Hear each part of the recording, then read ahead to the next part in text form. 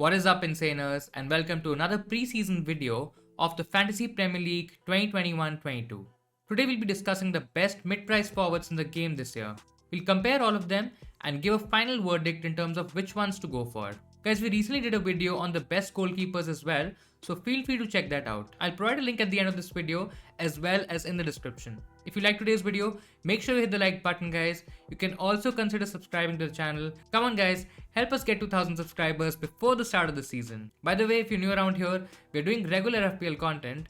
Do check out our entire FPL playlist for the 2021-22 season. Great, now we'll start by talking about each option individually and then do a comparison of all picks at the end. The first option that we have is Dominic CalvertLewin from Everton. The England international had his best season for Everton, picking up 16 goals and 6 assists in 32 starts. He also registered 83 shots, 46 shots on target, 72 shots in the box and 31 big chances. Guys, these are pretty impressive numbers, and Calvert-Lewin had a price increase from last season and now he's an 8 million striker in this year's game. It seems quite reasonable for the returns that he can offer.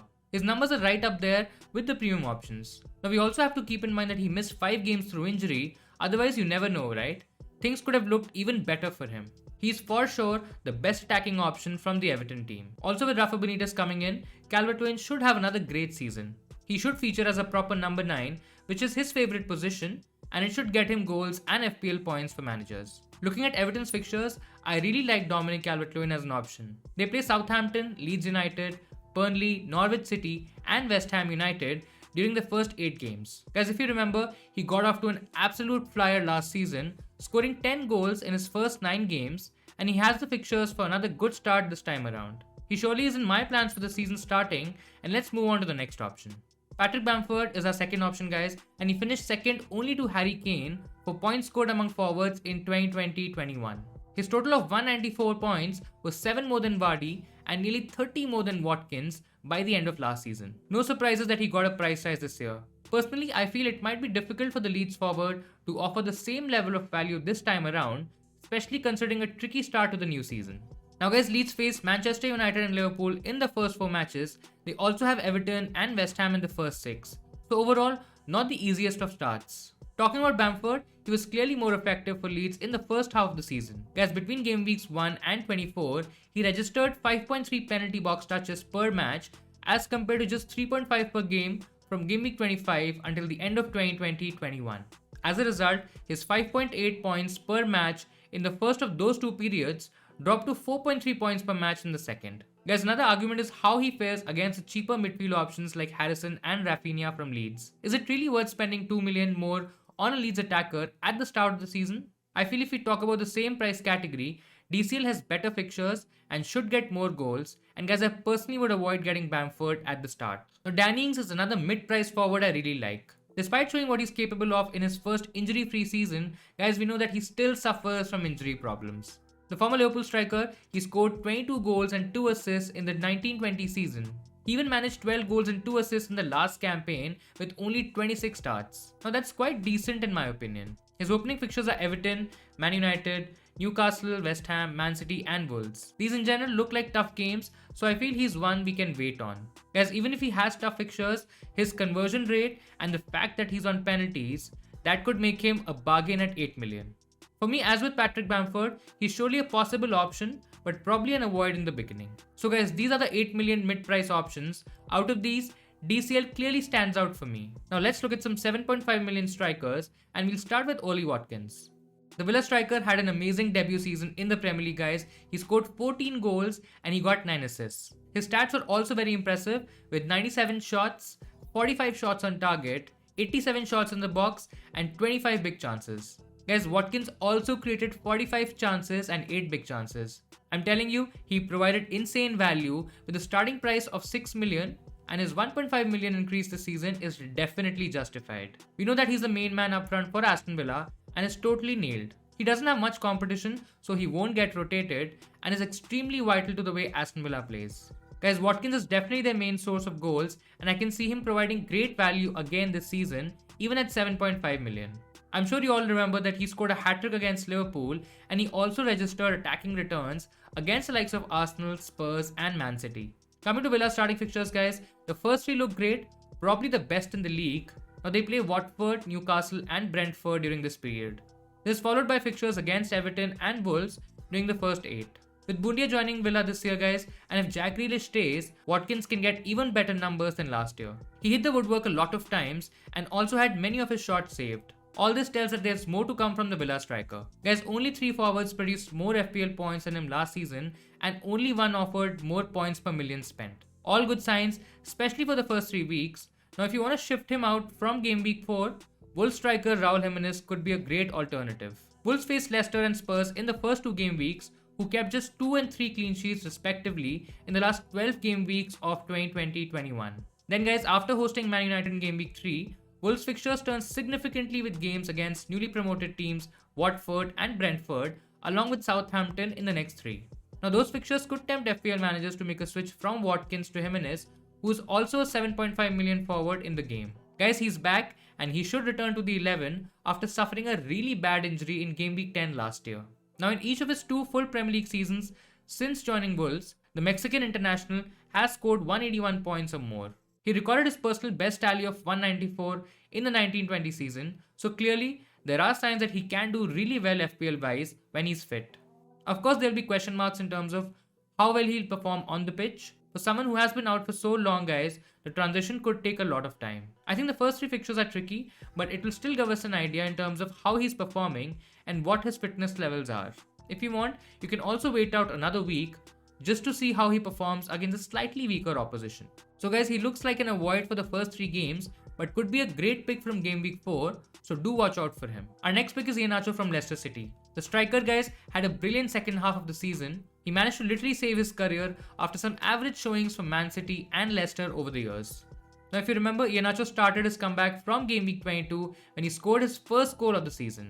He went on to score 12 goals and provide 2 assists, cementing his place in the starting 11.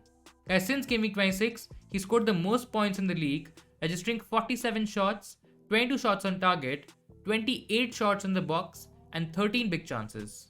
Anato also created an impressive 20 chances and 5 big chances. This shows that he also has some serious creative potential, which bodes well for FPL managers. He's also quickly established himself as an FPL favourite guys and an undroppable asset for Brendan Rodgers. I think even with the signing of Daka, I believe he should be a nail starter. Now he has a lot of potential and I'm sure he can start for a top 5 team very easily. At 7.5 million, I think he offers great value. Now Leicester's opening fixtures are promising guys. They play Wolves, Norwich City, Burnley and Crystal Palace during their first 8 games, and if he starts regularly, he's a great FPL option. Next we have the West Ham striker Mikel Antonio. His career has been hampered with injuries. It's a shame because he's a great player and an even better FPL option. Guys, his stats are also up there with the best players in the league, and if he managed to stay fully fit, he would match them in terms of returns too. In only 24 starts last season, he scored 10 goals and got 5 assists. He had 63 shots, 25 shots on target, 51 shots in the box, and 19 big chances. Not only that, he also created 27 chances and 3 big chances. Despite his limited minutes guys, he still finished the season as the Hammers' top goal scorer. 5 of his goals were against opposition such as Man City, Arsenal, Leicester City and Spurs. Guys, when he's fit, he's definitely one of the best forwards in the Premier League. The only downside with Antonio is that there are some really good 7.5 million options this season. However, West Ham's starting fixtures are quite incredible with Newcastle United, Leicester City, Crystal Palace, Southampton, Leeds United and Brentford were in the first 8 matches. If Antonio stays fit, he's the best mid-price forward, which is why I think it's worth the risk to go with him while he's healthy. Worst case scenario guys, there are a lot of other viable options in this price range and we can easily replace him if he gets injured. Another really interesting option and a differential pick that can replace Antonio is Callum Wilson. Guys, he plays for Newcastle and he's a striker there. Now Newcastle's first 6 fixtures of 2021-22 also look pretty appealing. They face West Ham, Aston Villa, Southampton in the first 3. Again, neither of those sides have managed more than 2 clean sheets in the last 12 games of 2020-21. Now after facing Man United in game week 4, Newcastle have Leeds and Watford. Guys, this whole schedule looks particularly appealing for Callum Wilson, who managed to finish in the top 10 for FPL points among forwards last season despite missing a chunk of games through injury. Also in just 2,000 odd minutes, he scored 12 goals, registering 6 assists, and guys, he received 22 bonus points for an overall score of 134.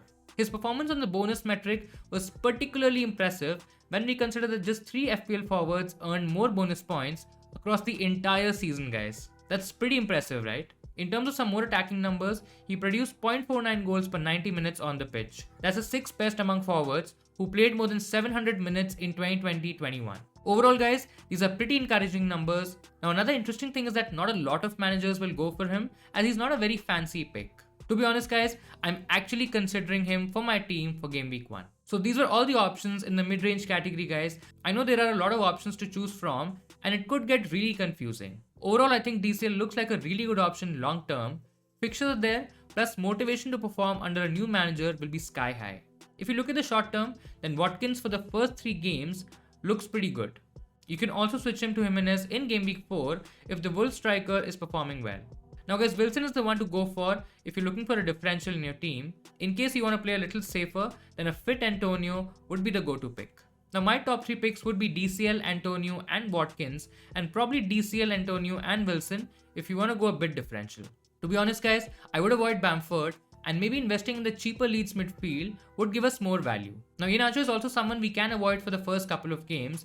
With Barnes and Daka in the mix, it will be important to see how Anato fits in. Guys, Ings is another forward that I really like, but he's also an avoid for me in the beginning. So guys, these were our thoughts on the best mid-range strikers and our top 3 picks. Who are you targeting for the first few game weeks? Are you going budget or premium, template or differential? Do let us know in the comments below. That'll be all from my side, guys. I hope you liked today's video. Give it a thumbs up if you found it useful. Please consider subscribing if you liked what you saw today. This should also keep you posted in terms of our upcoming videos. You can also join our mini league Insanely Football.